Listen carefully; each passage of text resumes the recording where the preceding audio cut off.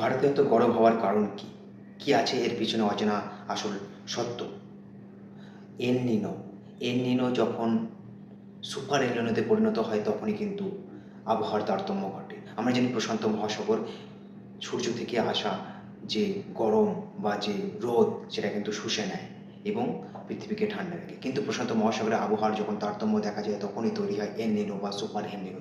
এই সুপার এল নিনো প্রশান্ত মহাসাগরের জলকে গরম করে দেয় এবং গরম করার দরুন সূর্যের রশ্মি বা সূর্যের যে গরম আবহাওয়াটা আছে সেটা আর প্রশান্ত মহাসাগর সেটাকে অ্যাবজর্ব করতে পারে না, যার কারণে পৃথিবীর আবহাওয়ার তারতম্য দেখা যায় এবং ভারতবর্ষে এর প্রভাব বেশি পরিমাণে পড়ে। এবছর ভারতবর্ষের গড় বা অ্যাভারেজ যেটা তাপমাত্রা সেটা হলো 45 ডিগ্রি সেলসিয়াস। তো আমরা সাধারণ মানুষদেরকে সেফ থাকতে হবে। আপনারা চেষ্টা করুন, তো আমাদেরকে সেফ থাকতে হবে। আপনারা চেষ্টা করবেন সকাল 11টা থেকে বিকেল 4টা পর্যন্ত অহেতুক বা কোনো এমার্জেন্সি কারণ ছাড়া বাইরে বেরোবেন না। যদি এমার্জেন্সি কারণে বাইরে বেরোতে হয় অবশ্যই আপনারা ফুল স্লিভলেস জামা পরবেন এবং সানগ্লাস পরবেন এবং ট্রাই করবেন নিজেকে এদেরকে হাইড্রেট রাখার জন্য।